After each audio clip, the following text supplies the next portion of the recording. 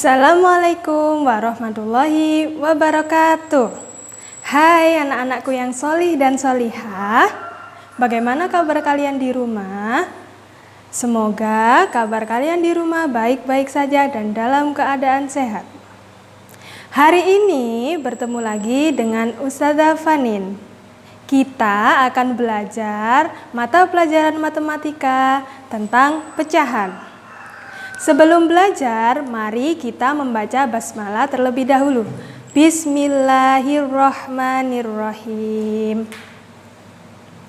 Nah, pada jenjang sebelumnya, kalian pasti sudah pernah belajar mengenai pecahan. Mari kita mengingat kembali. Nah, pecahan. Pecahan adalah bilangan yang digunakan untuk menyatakan bagian-bagian benda jika benda itu dibagi menjadi beberapa bagian yang sama. Seperti contoh berikut ini. Ustazah mempunyai satu buah sapu tangan berbentuk persegi 4. Kemudian Ustazah potong-potong menjadi 4 bagian yang sama. Maka jika ditulis dalam bentuk pecahan menjadi 1/4. Nah, bentuk umum bilangan pecahan adalah, Ustazah umpamakan A per B. A adalah bagian atas yang dinamakan dengan pembilang. B adalah bagian bawah yang dinamakan penyebut. Tapi ada syarat untuk penyebut. Syaratnya adalah penyebut tidak boleh atau sama dengan 0. Selanjutnya, macam-macam pecahan. Macam-macam pecahan itu ada 4. Yang pertama, pecahan biasa.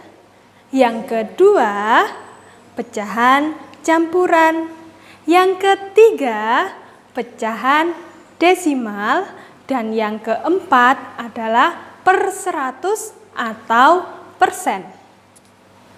Mari kita bahas satu persatu. Yang pertama, pecahan biasa. Pecahan biasa adalah pecahan yang terdiri dari pembilang dan penyebutnya yang merupakan bilangan bulat. Contohnya, 1/2. 1 merupakan pembilang, sedangkan 2 merupakan penyebut.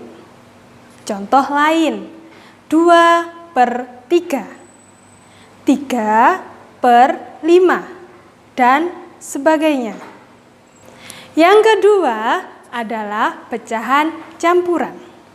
Pecahan campuran merupakan kombinasi dari bagian bilangan bulat dan bagian pecahan biasa. Sebagai contoh, 1/2. 2 di depan itu merupakan bilangan bulat, sedangkan 1/2 dinamakan pecahan biasa. Contoh lain, 3/1/4 dan sebagainya. Yang ketiga adalah pecahan desimal. Pecahan desimal merupakan pecahan yang penyebutnya bernilai 10, 100, 1000, dan seterusnya. Yang kemudian dinyatakan dengan tanda koma. Seperti contoh berikut ini. 3/10, maka jika dijadikan pecahan desimal menjadi 0,3. Karena per 10 berarti ada satu angka setelah tanda koma. Contoh yang kedua. 3/100. Jika dijadikan pecahan desimal, maka menjadi 0,03.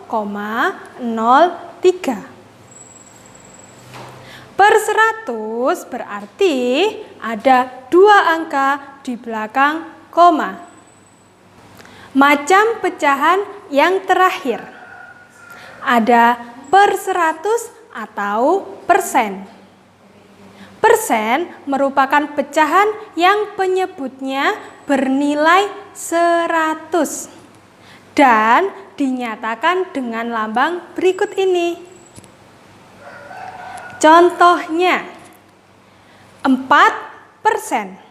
Kalau dijadikan pecahan menjadi 4 per 100. Contoh kedua, 10%.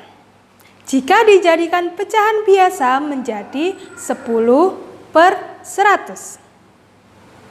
Dan contoh yang lainnya, yang terakhir ada 58%.